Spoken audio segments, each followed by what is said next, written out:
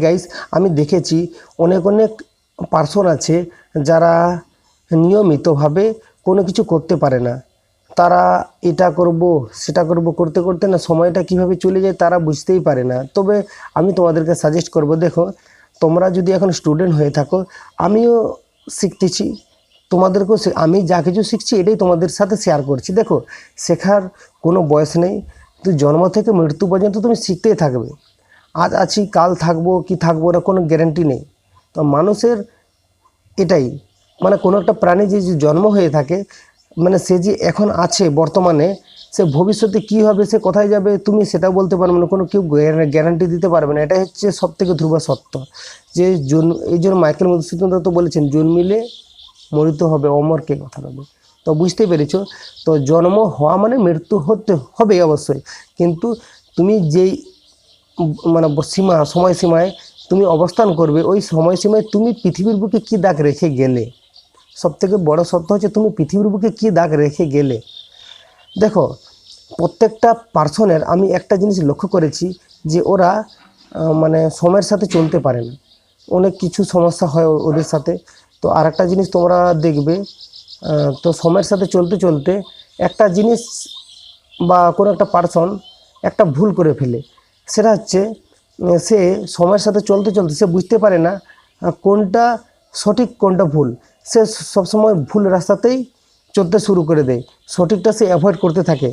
এইবারে এখানে কিছু মানুষের সংস্পর্শেও চলে আসে, সে বুঝতে পারে না যে সে ঠিক করতেছে না ভুল করতেছে। আর অনেক অনেক আমার ফ্রেন্ডকে দেখেছি, তো অনেক অনেক ফ্রেন্ডের এই সমস্যার সম্মুখীন হয়ে গেছে, যে হয়তো সে যদি সে এডুকেশান লাইফে যদি থাকে, এডুকেশান সে এখনও যদি পড়াশোনা করছে, তো পড়াশোনা করতে করতে তার মনের মধ্যে এই জিনিসটা চলে আসে, পারিবারিক সমস্যা বা পারিবারিক একটা চিন্তা আর নিজের একটা চিন্তা। তারপর আর একটা জিনিস সবসময় ওনার মাথার মধ্যে বা যে কোনো পার্সনের মাথার মধ্যে সবসময় থাকে, একটা হচ্ছে এটাই যে ওনাকে কিছু করতে হবে। এই তাগিদে সে মানে কিছু করার চেষ্টা করলেও পারে না, সময় চলে যায় কিন্তু সে কিছু করতে পারে না।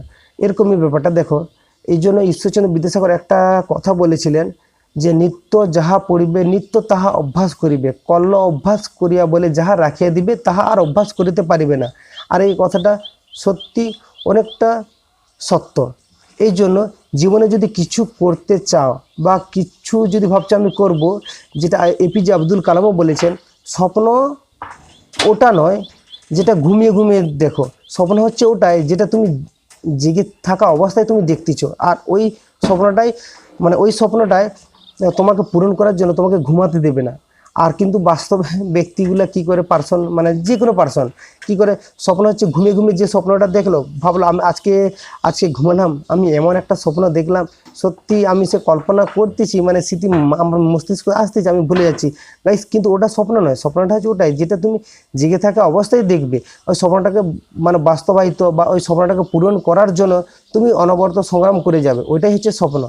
আর তুমিও পারবে, আমিও পারবো, অন্যান্য যারা ওয়াচ করতেছে তারাও পারবে। মানুষই পারে, আর তুমিও পারবে।